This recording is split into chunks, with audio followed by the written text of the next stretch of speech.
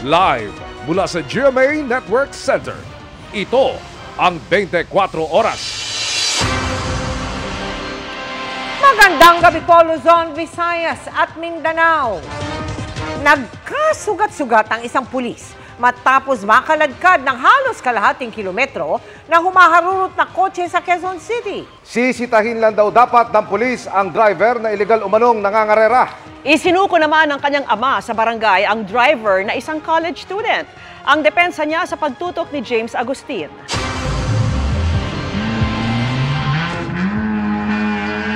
Nakuha na ng dashcam ang pag-arurot ng isang kotse kahapon ng madaling araw sa bahaging ito ng Commonwealth Avenue sa Quezon City. Tingnan mo siya, may sakay siya sa bintana. May sakay siya sa bintana. Yung sakay yung motor driver. Lalo pang humarurot ang sasakyan.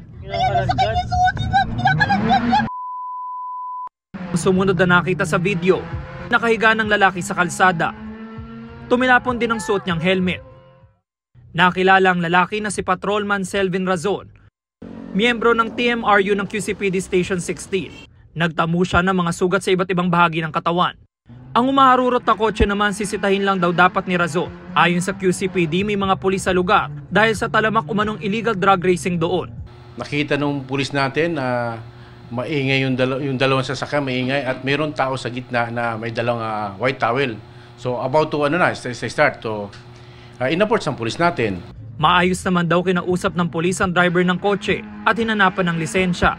Sa driver's seat niya, kinukuha yung lisensya, itinaas niya yung bintana ng kanyang sasakyan. Naipit yung kanyang kamay hanggang sa hinarurot na ng suspect. Hanggang sa nakalagkyad yung pulis natin. Umabot sa halos 500 metro nakaladkad ang pulis. Nasa kusodiya na ng QCPD ang 23 anyos sa driver ng kotse na isang third-year college student. Yan ay matapos siyang isuko ng tatay sa mga taga-barangay. Natunto naman ng pulisya ang kanyang kotse sa San Mateo, Rizal. Sabi ng suspect, hindi niya alam na pulis ang sumita sa kanya. Din yung damit po niya kasi is parang all black po. So parang nag-assume po ako na pwede po siya maging kidnapper or holdupper po. So yung parang instinct ko po dun sa situation po na gano'n. Ayun po, parang nagpanic po ako, natakot po ako. Pero may drug race kayong ginagawa din sa lugar na yun? Wala rin naman. Parang ano lang po, nagpa-practice lang din. Parang umikot lang din po talaga ako. Maharap ang suspect sa patong-patong na reklamo, kabilang ang alarming scandal, frustrated homicide, resistance and disobedience to an agent of person in authority, at paglabag sa batas pambansa bilang 33 para sa drug racing. Nagsasagawa ng follow-up operation ng pulisya para matukoy ang iba pang kabilang sa umano'y illegal drug race. Para sa GMA Integrated News, James Agustin, nakatutok, 24 Oras. Pinag-aaralan ng gobyerno ang posibleng pagbabalik ng Pilipinas sa International Criminal Court o ICC ayon kay Pangulong Bongbong Marcos. Kasunod yan ang panawagan ng ilang kongresista kaugnay ng imbestigasyon ng ICC sa war versus drugs ng Administrasyong Duterte. Nakatutok si Ivan Mayrina.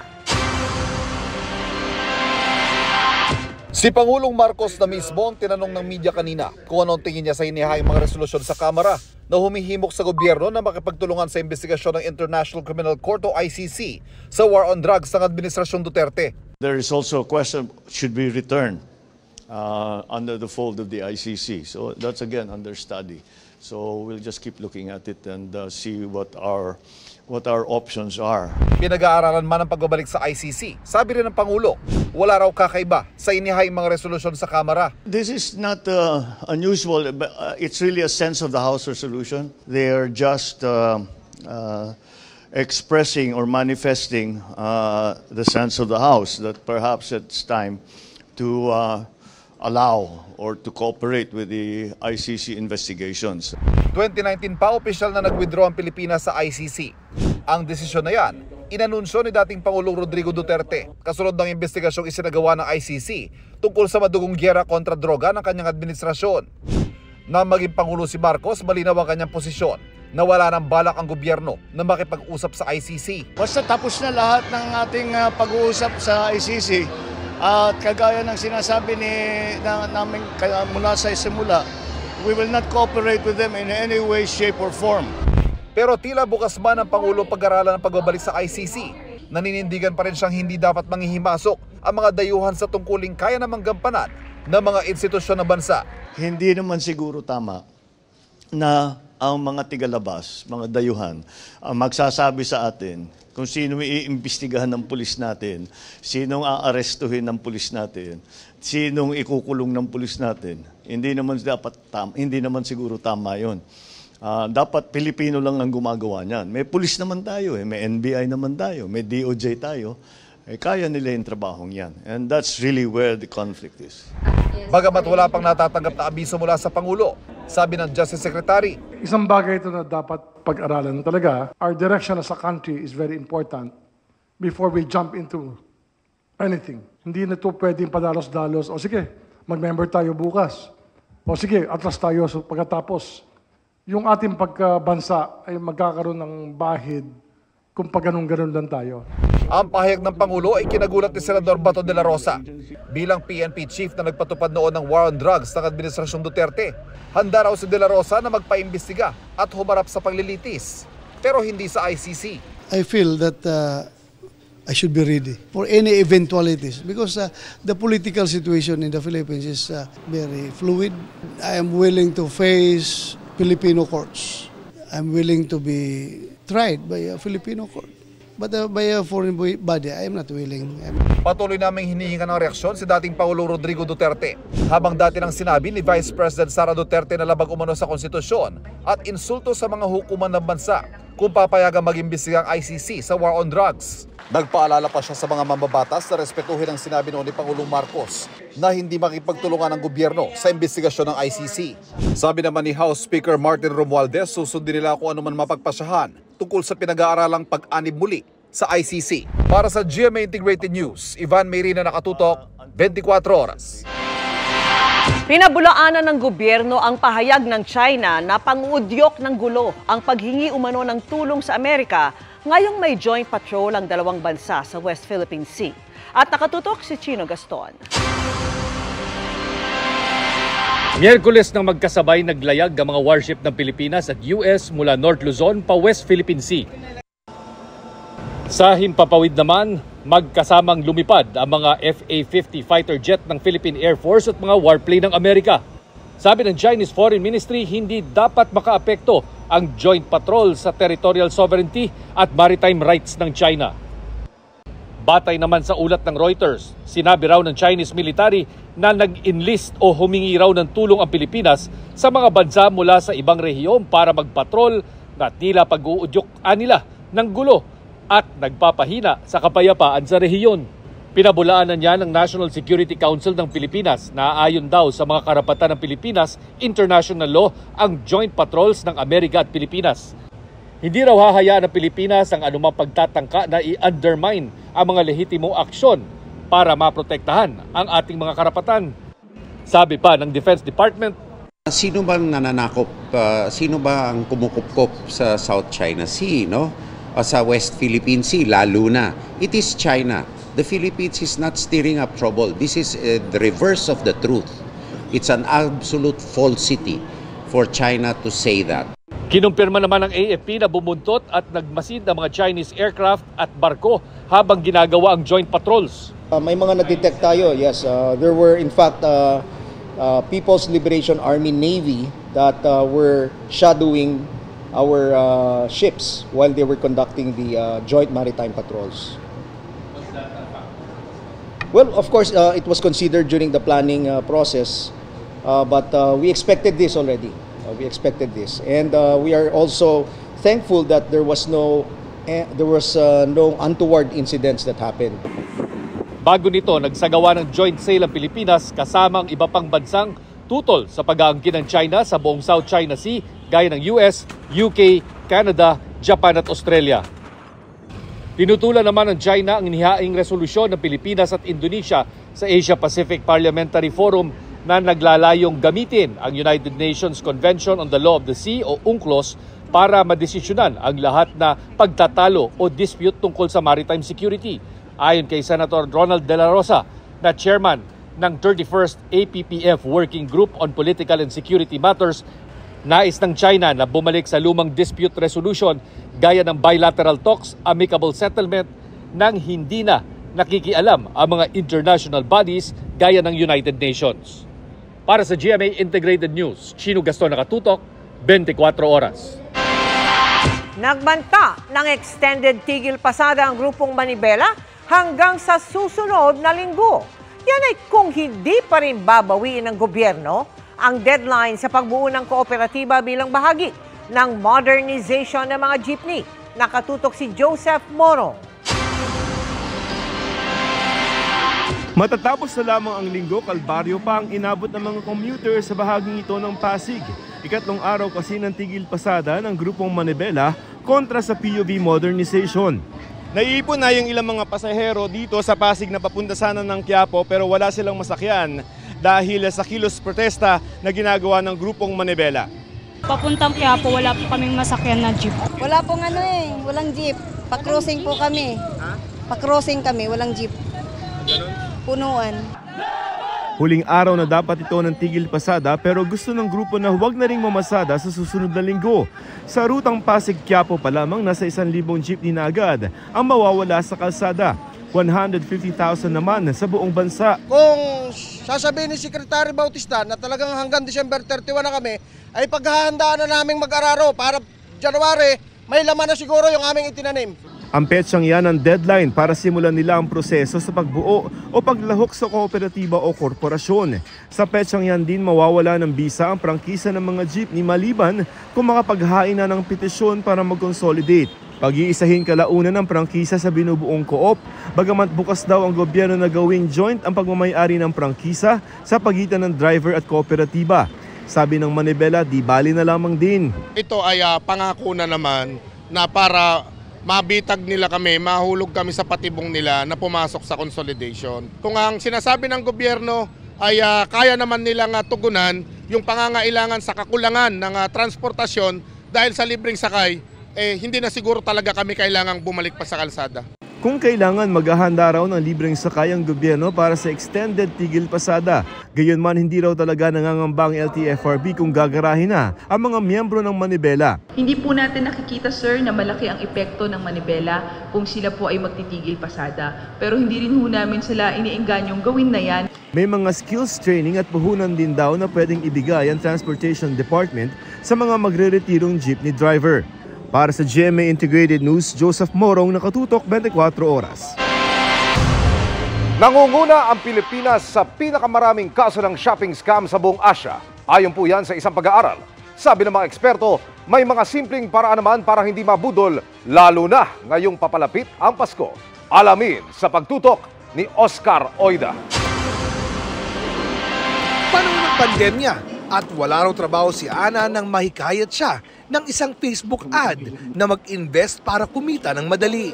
Yung 150 mo po magiging 300, yung 300 mo po magiging 500. Patience lang po talaga yung kailangan mo daw. Wala po kayong gagawin. Kumikita raw siya noong umpisa hanggang sa tinaasan niya ang investment. Ang 20,000 pesos magiging 80,000 pesos daw. Nang engganyo pa raw siya ng ibang kakilala. Pero nung kinagabihan po na yun, na nanghihingi po kami, natulog lang po talaga kami kinabukasan po, deactivated na po yung Facebook account niya. Hindi na po siya makontak and wala na po kaming contact at all. Ang 61 anyos namang si Ate Susan, nag-order online ng pamporma na bag.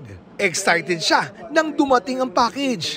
Pero nang buksan niya ito, isang tote bag ang laman. Ito po yung order ko talaga. Okay. Then, ang dumating, ito po ang deliver. O, diba? Wow! Sinubukan daw niyang kontakin ang supplier, pero di na raw siya nito sinasagot. Base sa pag-aaral ng isang non-profit organization na Global Anti-Scam Alliance at isang Taiwan-based tech company, lumalabas na sa 11 bansa sa rehiyon na sinurvey nila sa Asia. Ang Pilipinas ang may pinakamataas na rate ng shopping scam. Sa text message, social media at email daw ang pinakakaraniwang paraan para makapang-scam. At kung bakit daw nasa scam ang mga Pilipino, Tumutugon daw kasi agad sa demand ng scammers o kaya'y naaakit sa mga special offer. May tatlong factors na ginagamit ang mga scammer para ma-exploit tayo o para maloko tayo. Una, yung curiosity natin. Pangalawang ginagawa nila yung fear natin o yung takot natin o mga pangamba natin. So, i-message ka na madi-deactivate yung account mo pag di mo binerify yung identity mo. Kailangan i-click mo. Pag nag-click ka, dadaling ka sa fake na page. Ang pangatlong factor, greed. Ini-expect natin nakikita tayo ng malaki. Lumabas din sa pag-aaral na kakaunti lang sa mga nabibiktima ang nagre-report sa mga otoridad. Pero may mga simpleng pangontra daw para di basta-basta mabudol. Maging isnabero. Mang-snab. Pag may nag-offer sa'yo ng kung ano-ano o ng trabaho o ng magandang opportunity o magandang items, hindi mo kilala, basta na lang sumulpot sa'yo, isnabin mo sila. Maging dudero. Hindi natin kakilala. Biglang nag-offer sa atin ng magagandang bagay at trabaho. At maging sumbungero. Pag di ka nagsumbong, mangi-scam ulit ng ibang tao. At ngayong Christmas is just around the corner, kung kailan marami na naman magsha-shopping ng pangregalo, paalala ng PNP sa mga mamimili online. Mag-ingat po tayo, magpag-deal po tayo doon sa mga authorized mga online selling application po. Baka sigurado po kayo na meron din pong warranty yung mga binibili nyo. At once nagpadala po kayo ng pera ay makakarating po sa inyo yung inyong mga in-order. Para sa GMA Integrated News, Oscar Oida, nakatutok 24 oras. Hindi na lang po sa Divisoria at Baclaran pwedeng makipagtawaran. Pwede rin yan sa ilang pwesto sa Noel Bazaar sa World Trade Center sa Pasay City. Tara't mag-shop with a cause sa live na pagtutok doon ni Ian Cruz. Ian! Alam mo, Vicky, hanggang sa mga sandaling ito ay marami pa rin tayong mga kapuso na namimili dito sa Noel Bazaar sa World Trade Center sa Pasay City. Pwede pang humabol dahil hanggang alas 9 ng gabi ito bukas. Meron din ngayong weekend at hanggang sa November 30.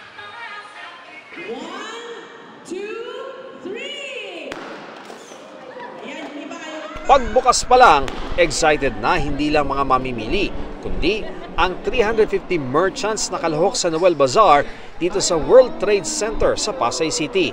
Mula sa mga damit, sapatos, home decor, accessories, pati pagkain, mabibili rito hanggang November 30.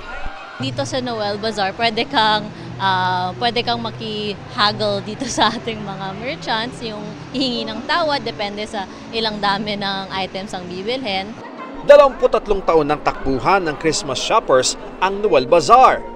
Pero higit pa dyan ang papel nito kung kapaskuhan. Noel Bazaar is not just about shopping. It's also about helping. It's not just about enjoying the season. It's our continuous mission. It's not just retail therapy. It's also about supporting businesses and championing a legacy. Ang kita ng Noel Bazaar ay napupunta sa GMA Kapuso Foundation na merong celebrity ukay-ukay. Dito, nabibili sa abot kayang halaga ang pre-loved items ng Kapuso stars at GMA Integrated News personalities. 100% of the proceeds goes to the projects of GMA Kapuso Foundation. So talagang it's really very important to us. And may mga premium items pang ang donasyon ang ilang Kapuso celebrity na pinapa-auction. Kabilang sa nag-donate ng personal na gamit, sina Bea Alonso at Winwin Marquez na dumalaw rin dito. Siyempre, yun na nga ang spirit ng Christmas ay giving talaga, di ba? Masarap yung kapag, hindi lang pagpasko, pero sana lagi nating iniisip na makatulong kasi marami talaga nangangailangan ng tulong. Nakakataba ng puso to be part of Noel Bazaar with such an amazing event and syempre ang ganda nung give back nila, di ba, lalo na celebrity ukay-ukay. Nakilala rin ng dalawang ambassadors ang ilan sa mga batang tinutulungan ng Kapuso Foundation na nagtungo sa Noel Bazaar. VK, buko dito sa World Trade Center, nauna na nga nagbukas ang Noel Bazaar sa Okada, Manila noong November 10. Natatagal yan hanggang December 17. Magbubukas din ang Noel Bazaar sa Philinvest 10 sa Alabang sa December 8 hanggang 10 naman yan. Shopping na, Vicky! Maraming salamat sa iyo, Ian Cruz. Mismong mga kabaro ang umaresto sa 2 pulis imus na kabilang sa mga nag-raid at nagnakaw umano sa bahay ng isang dating propesora. Nakatutok si June Veneracion. Ganito persahang pinasok ng mga nakasibilyang pulis ang bahay ng 67 anyos na dating college professor na si Rebecca Kawili nitong Agosto.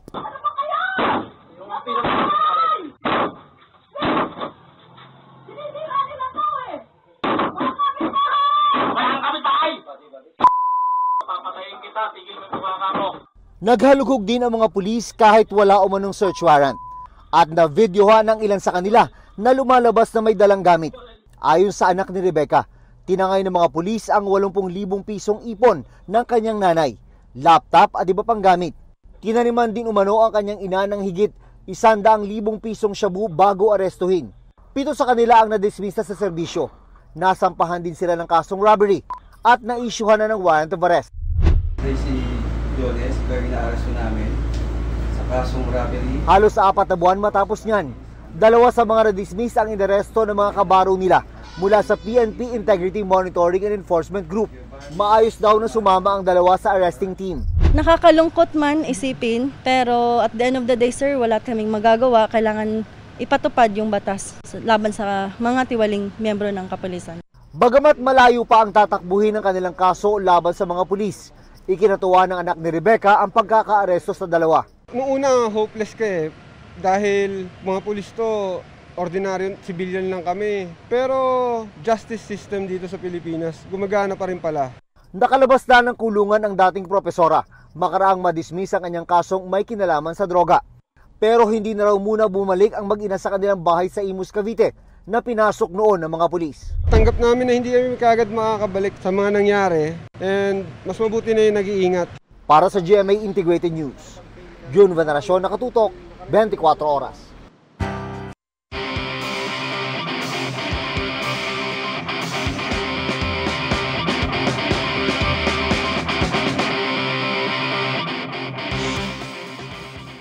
Ngayong gabi, simplihan lang natin dahil sasagutin natin kung pwede kayang maging game changer kahit mga simpleng food stall.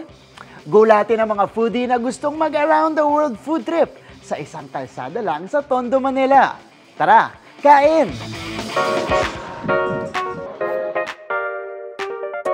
Hindi lang one to sawa appetizing treats, samut-saring street food, at sizzling main course meals. Sa kalsadang ito, para ka rin daw nag-around the world food trip. Kung swak sa bulsang food trip ang hanap, G tayo dito sa Ugbo Street Food Market sa Tondo, Manila. Tara, try na natin lahat. First stop, appetizer ala Korean. Unahin muna natin yung tteokbokki with fish cake.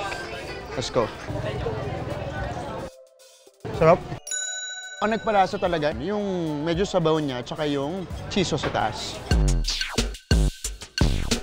Corn dog time, let's go. Sarap. Sarap ng cheese. Mozzarella. Must try din ang Chinese hot pot on the go. Unahin ko to. Nabigla na ako kasi mainit eh. Mainit na yung loob. Mainit loob, pero masarap. Pag gutom na gutom ka dito, mapapasunod-sunod ka.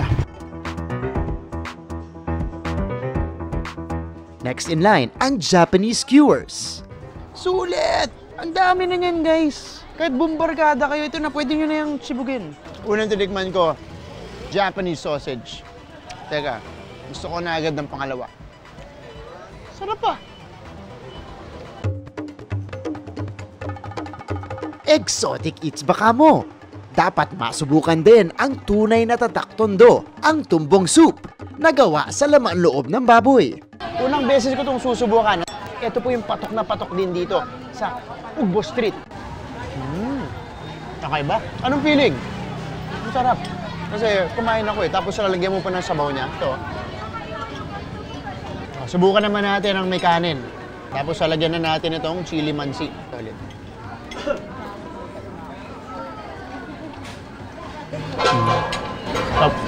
Dagdagan pa natin ang Lechon kawali. Diba? Natin lechon kawali. Nalo. Ito yung mango sticky rice. Subukan na natin. Slice tayo ng mango. Natin. Solid. Sarap. Ito yung rice yung malasa eh. Magandaan dito, galing to sa iba't ibang bansa na po pwede nyo ring ipatikim at subukan kasama ng inyong pamilya at siyempre, buong barikada para sa GMA Integrated News. Ako si Martin Javier, changing the game! Ikinagulat ng mga residente ang hindi inaasahang bisita sa isang barangay sa Bataraza, Palawan. Namataan ng malaking buhayang iyan. Pasado alas 8 kagabi sa ilalim po ng isang bahay. Kwento ng uploader, ilang minuto lang nagtagal ang buhaya at bumalik din agad sa tubig. Madalas daw may naliligaw na buhaya roon pero nababahala sila sa posibleng panganib nito, lalo po sa mga bata. Ayon sa Palawan Council for Sustainable Development, isa ang Bataraza sa bahagi ng probinsya na marami po ang buhaya. Paalala ng mga eksperto, sakaling makakita ng buhaya, huwag itong lalapitan o hahawakan. Kung nasa bakuran ng buhaya, kumuha ng kahoy para bugawin ito at tumawag sa Animal Control o DNR para sila ang kumuha sa buhaya. Dahil napikon umano sa asaran, pinagsasaksak na isang lalaki ang kasama niyang magbubuko. Nahuli kami yan at tinutukan ni John Consulta. Exclusive! Pasado alas 9 ng umaga nitong Martes, nang sugurin ng lalaking ito ang katrabaho niyang nasa tindahan ng buko sa Tondo, Maynila. Nagpambuno ang dalawa habang inaawat ng dalawang iba pa. Patakas na sana ang sinugod na lalaki pero bumunot ng patalim ang salarin at sunod-sunod na inundayan ng saksak ang biktima. Kinilalang 22 anyos sa suspect na si Jason Makahili. Nagbibiyak siya ng buko na aksidente niyang nasugatan yung sarili niya. Kaya itong ating biktima, biniro siya kung saan ikinagalit naman itong suspect natin at doon na sila na hindi nagkaroon ng pagkakaunawaan. Naisugod pa sa ospital ang 39 anyos na si Elorde Alcazarin pero binawian din ng buhay. Marami pong tama itong ating biktima pero isa lang yung talagang tingin namin nag-fatal, no? Isa may bandang likuran na sa may bandang baga. Naaresto naman ang suspect at na-recover din ang kutsilyong ginamit niya sa krimen. Nang aming tanungin kung bakit niya nagawa ang krimen. Magkakay po kami sa trabaho. Ano yung mga pinag-aawayan po ninyo? Doon sa pagkasagutan. Nanawagan po ako sa pamilya ng napatay ko. Magsisiyan ko na lang po. Nakakulong na sa Manila Police District ang suspect at na-inquest na sa kasong murder. Para sa GMA Integrated News, John Consulta, nakatutok, 24 oras. Bida ang kulturang Pilipino sa Christmas tree lighting ceremony sa BGC sa Taguig. Present pa sa event ang ating First Lady at tinutukan yan live ni Katrina Son. Katrina! Vicky, ginanap nga ngayon ang isang Christmas tree lighting ceremony sa isang mall dito sa Bonifacio Global City sa Taguig. At dinaluhan ito ni First Lady Liza Araneta Marcos.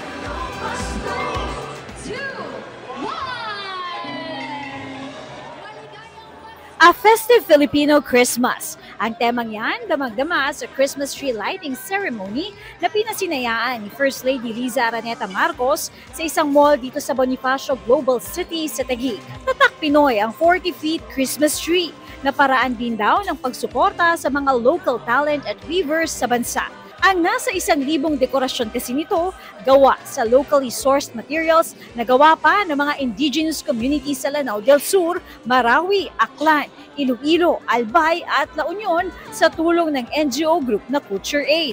Our event is also a testament that we are very proud of the Filipino culture, and this is something that is shown worldwide, and we hope that with this event more people can go back and support fully the Filipino talent, culture, and heritage. Kabilang sa mga nakasabit ang Christmas balls na gawa pa raw sa woven cloth at mga parol na gawa naman sa capiz shells.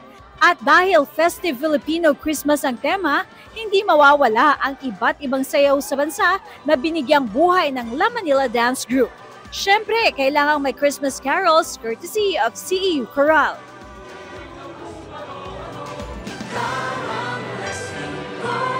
Vicky, ang aktibidad daw na ito ngayong gabi ay para maipakita rin nila ang kagandahan ng tradisyong Pilipino, lalo na tuwing magpapasko. Vicky? Maraming salamat sa iyo, Katrina Son.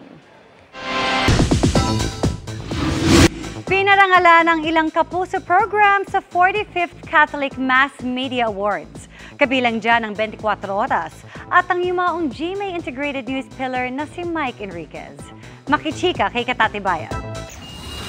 Sa pagkapangulo, 10 ang kandidato. Kinilalang Best Special Event Coverage ng Catholic Mass Media Awards sa eleksyon 2022 coverage ng 24 Oras. Makakaasa ang CMMA at ang publiko na patuloy nating gagampanan yung ating mas malaking misyon at yung paglilingkod sa bayan.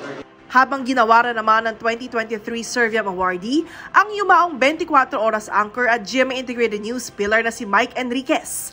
Best Educational Program naman ang The Howie Severino Podcast. Ito nakaka-legitimize ng podcast platform. It's the newest medium here, no? Kasi karamihan ng ino-honor dito, tinatawag nating legacy media. This basically puts us on the media map. Wagi ang unang hirit bilang Best News Magazine. Para sa entry nitong Panata Pananampalataya, isang special report kung paano ginunita ng mga Pinoy ang Kwaresma. Yung taon-taon, higit sa isang beses ay i-recognize ang unang hirit. Talagang it's a humbling experience. Iba-iba man yung paraan natin ng debosyon, ay isa lamang yung pananampalataya natin. And pinakita natin doon yung iba-iba mga case studies na ginagawa sa Lenten traditions ng mga Pilipino. Best Adult Educational Cultural Program ang GMA Public Affairs show na I Wonder. Habang Best Drama Series ang hit series ng Maria Clara at Ibarra. Binigyan naman ng special citation sa Best Drama Series category ang Abot Kamay na Pangarap. Best Talk Show ang Fast Talk with Boy Abunda. At Best Entertainment Program ang variety show na TikTok Lock. Lahat ng saya na nararamdaman namin ay nagta-translate sa TV screen. Yes. Itong award na to, it's just a bonus, pero it gives us the energy talaga na mas pag-usayan pa.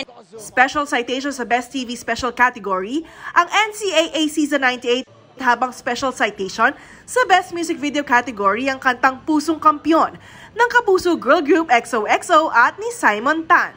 Best Station ID naman ng Love Is Us This Christmas ng GMA noong 2022.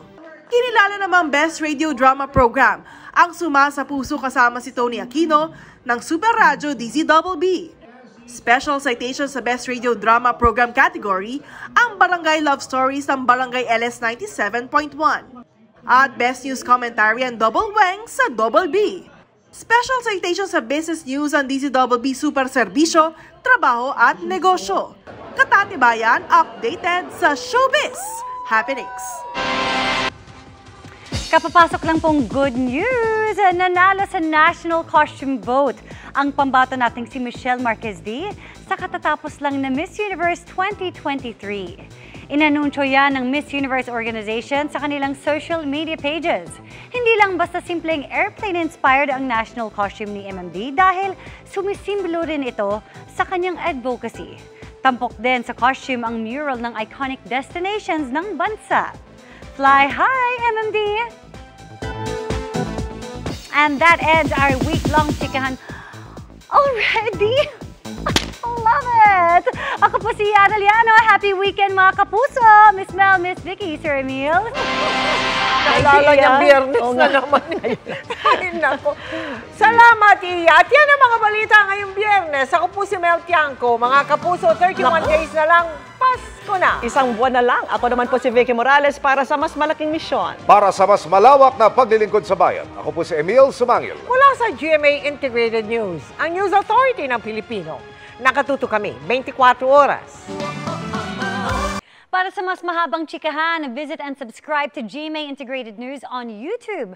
At para sa mga kapuso natin abroad, samahan nyo kami sa GMA Pinoy TV at www.gmanews.tv.